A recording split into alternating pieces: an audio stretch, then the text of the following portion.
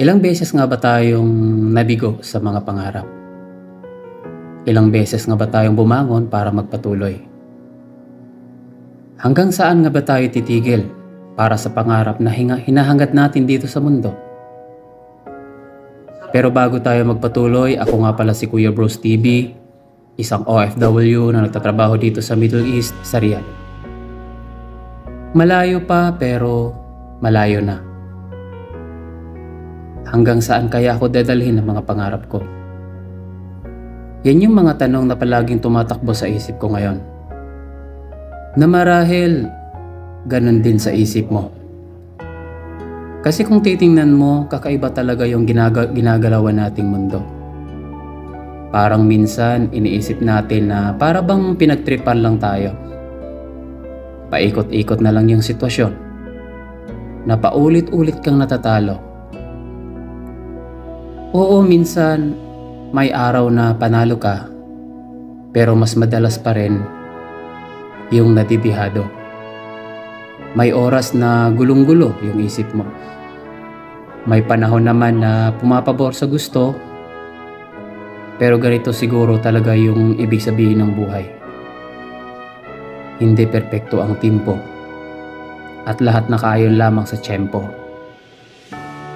Pero kahit ganon, dapat magpasalamat pa rin tayo. Kasi isipin mo naman, sa likod ng napakaraming beses na pagkatalo mo, heto ka pa rin, nanatiling nakatayo, sinusubukang ipanalo ang bawat laban na ikaw lang yung nakakaalam. Mga pagsubok na araw-araw mong pinipilit lampasan, na sa bawat pagpihit ng mga kamay ng orasan, taglay mo ang lakas ng loob na hindi mo matutumbasan.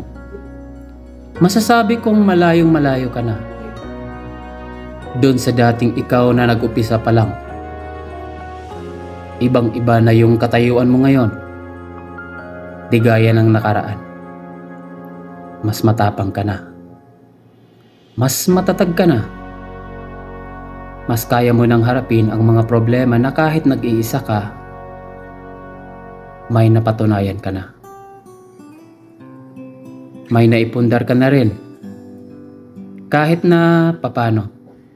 At higit sa lahat, may narating ka na. Malayo pa pero malayo ka na. Kaya kaibigan, ituloy mo lang ang iyong paglalakbay hanggang sa marating mo yung dulo.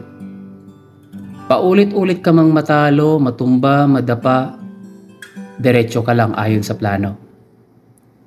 Pero sana lagi mong tandaan na itong mga muntikong payo, huwag mong kakalimutang palakpakan ang sarili mo para sa mga laban at tahimik mong naipanalo.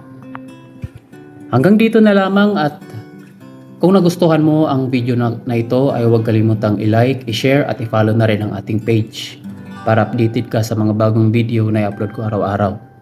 Muli, hanggang dito na lamang at mag-ingat po tayong lahat.